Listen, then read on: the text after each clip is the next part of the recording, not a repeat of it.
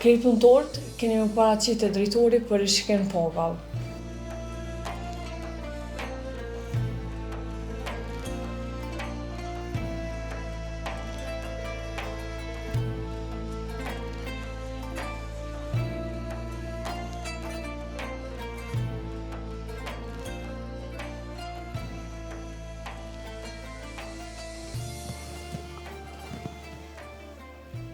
Mirë.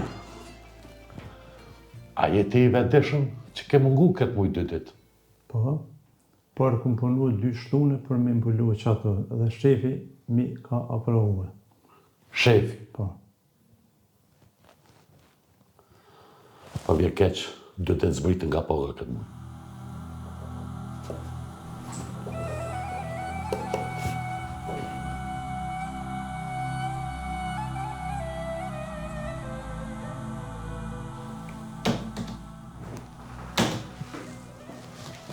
Ti pas ke qenë prapë i smut këtë mujë, Kam marrë mjekësore që shë para shkaj ligji. këto në spital nuk je, së pritit për pogës.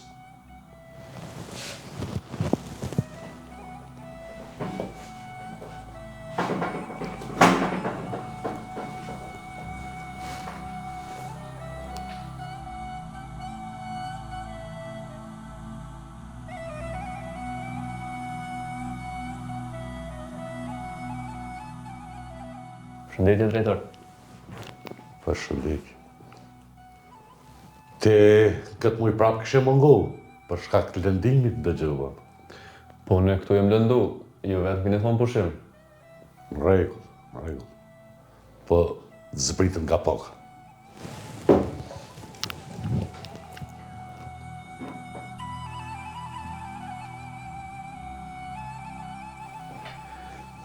Mirë dita, drejtor. Mirë.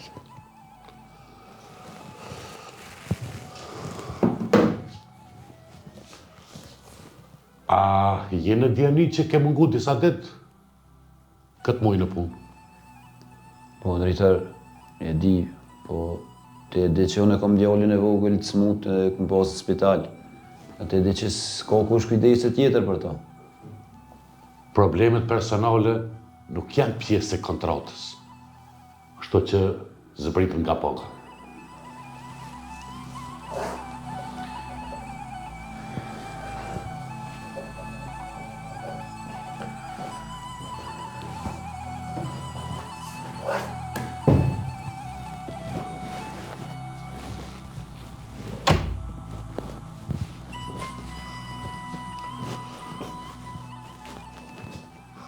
Tjep, unë i me vazhdu punë.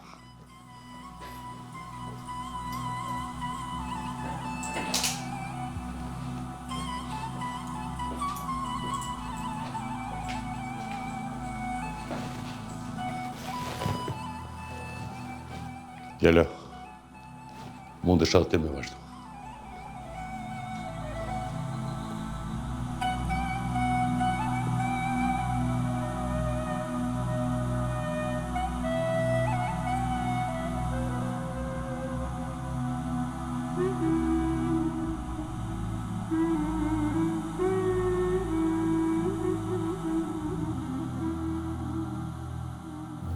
E punë, që të shku punë? Po mirë dhe dojë, nuk o keq, mirë, nuk o hecë. Sheqerë, pa punë, s'ka Jam dhe lakë e zotët mirë është. E mërë që kemë. Stash që tu ngatë, është një shpi, që me të vërtet ja vlinë shumë i një mirë. Shumë i kanë kushtet e rona. Shështeti që në këtu nuk i një fort, po ti kalëzavur, cella ka vërtet nevoj. Gjalla, që kjo është? Që ke qëto? Që kjo shpi është to, që me të vërtet kanë shumë nevoj minimum se i kanë kushtet shumë shtira. Okej.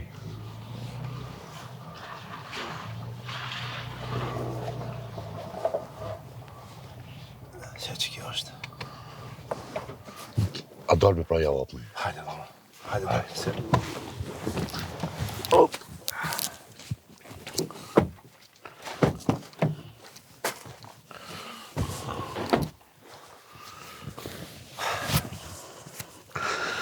Bre sheqer. Nuk po del njeri, mor ka njerë. Jeta o bo shumë e shtia. Mërë që të.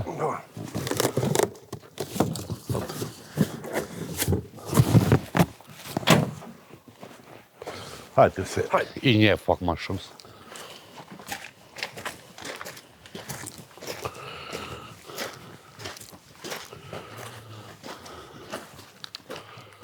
Oj, zot i shtëpis! Oj, zot i shtëpis!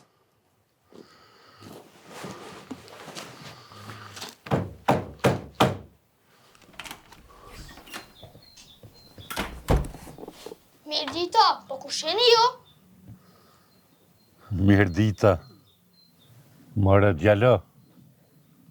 Unë ty jam katë një për mdukët. Që ki emrin ti? Emrin e kam Blen. Blen?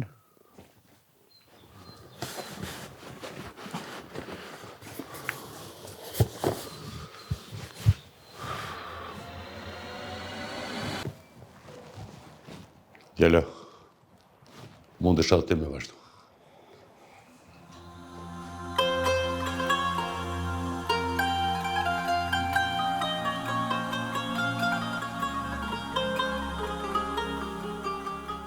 Blen, ku të punon babi ty? Punon me një fabrik, punon shumë për neve. Ai na siguron gjithë çka që na.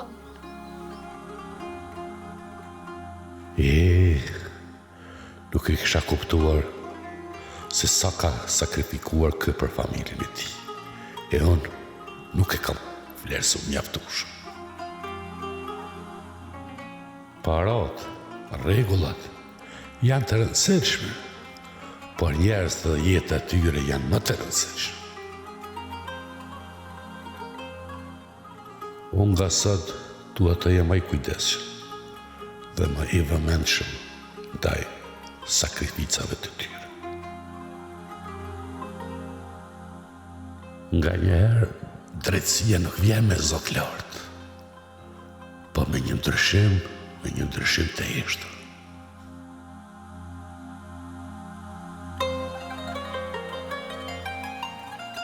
Kur njeriu fillon të ndëgjoj, atëherë fillon të kuptoj.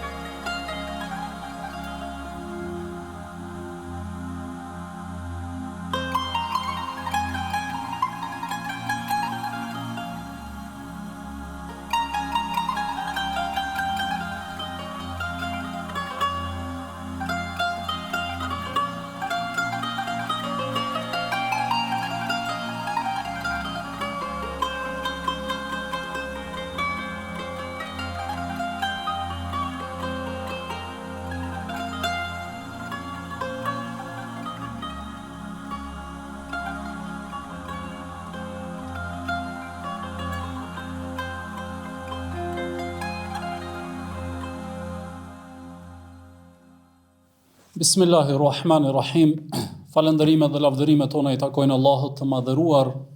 Atë e falenderojmë, prej tij mëshirë dhe falje kërkojmë.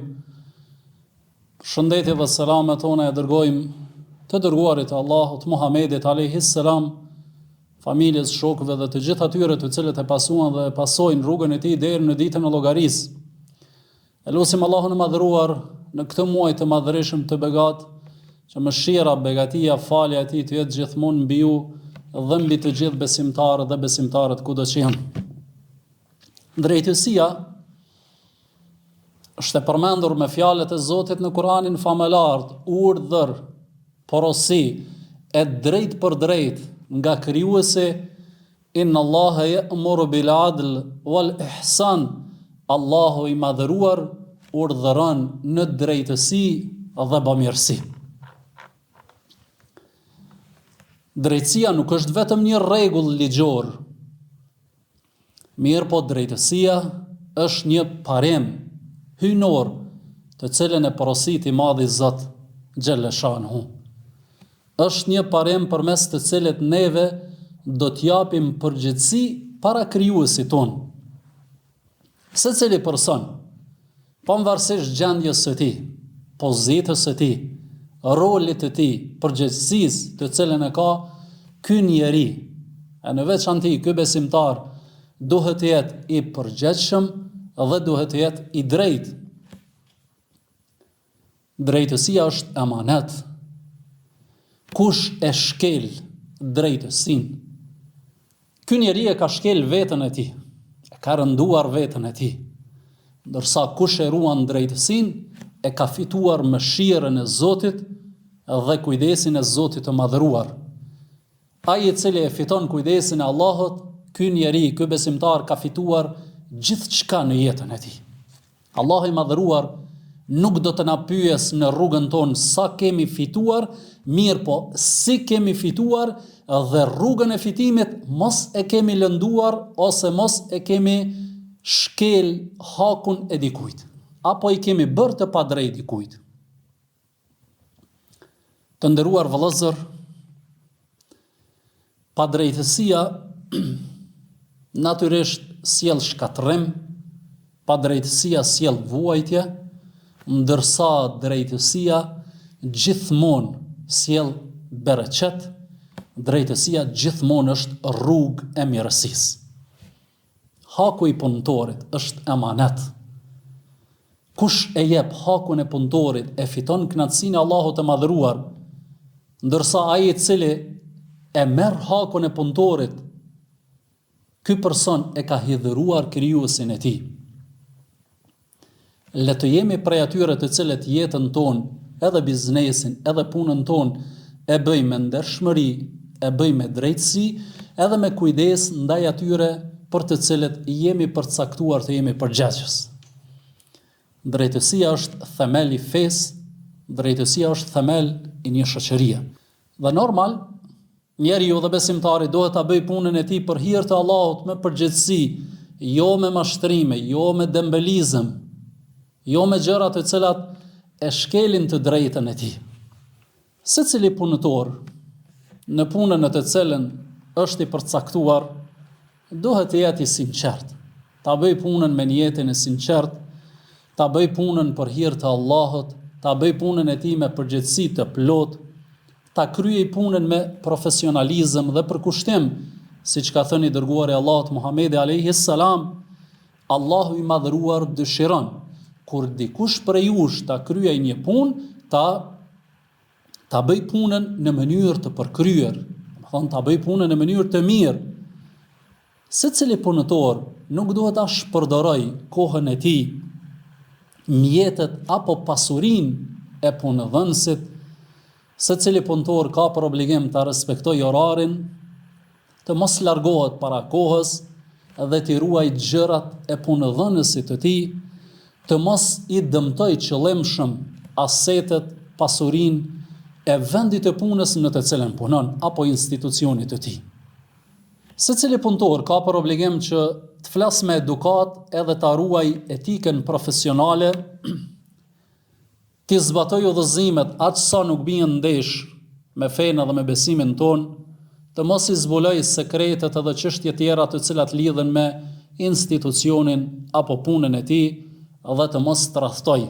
I Madhi Zot ka thënë në Kur'an: Ja ayyuhalladhina amanu la takhunu Allaha war rasula wa takhunu amanatikum wa antum ta'lamun.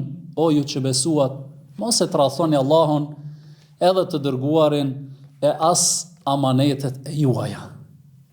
Ashtu sikurse punëdhënësi është i detyruar t'ja jap hakun punëtorit të tij, edhe punëtori është i detyruar të respektojë punëdhënësin e tij.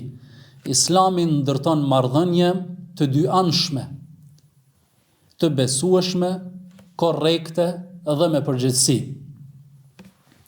Inna Allaha ya'muru bil 'adl, fjala e Zotit të madhëruar, Allahu urdhëron në drejtësi. Ky ajet konsiderohet një ajet gjithëpërfshirës i moralit islam.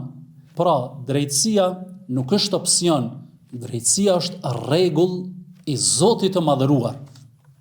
Allah i madhëruar ka thënë në Kur'anin famëlart: "I'dilu huwa aqrabu lit-taqwa." Bëhuni të drejtë sepse kjo është më afër devotshmërisë. "Wala tabghasu an-nasa ashya'ahum." Mos u bëni pa drejtësi njerëzve në gjërat e tyre. I dërguari i Allahut, krijesa më e mirë në sipërfaqen e tokës, Muhamedi a.s. ka thënë, frikësohuni nga padrejtësia. Nëse i bëni dikujt e padrejt, sepse padrejtësia do të jetë errësirë në ditën e llogarisë, në ditën e gjykimit. Sa bukur na ka mësuar i dërguari i Allahut Muhamedi a.s. punëtorit e pja hakun ende pa ju tharë në djersa e ti. Ka thënë i dërguari i Allahut Muhamedi a.s.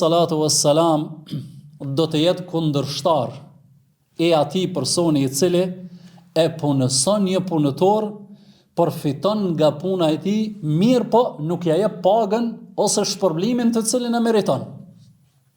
Dhe neve, si besimtar, do të kemi gjithmonë kujdes nga lutja e tij të cilët ne i kemi bërë padrejtësi, sepse ka thënë i dërguari Muhammed a.s.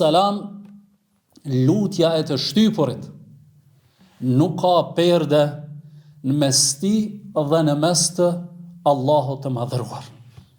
Shkelja e të drejtave të punëtorit nuk është thjesht një gabim administrativ, mirë po me i shkel të drejtat e punëtorit është një rrugë e gabuar e cila ka pasojë edhe ndëshkime prej Allahut të madhëruar. Gjenerata më e nderuar e sahabëve të pejgamberit alayhis salam, Omeri radiallahu anhu thoshte, po të humte një mushk edhe në Irak, do të kisha frikë se Allahu do të më pyes pse nuk e kam rregulluar rrugën që ajo të ecte mirë. Nëse një halif i muslimanëve kishte frikë të rembej për një kafsh, sa duhet të frikësohet një besimtar për të drejtat, kujdesin dhe përgjegjësinë që duhet ta ketë ndaj punëtorëve të tij.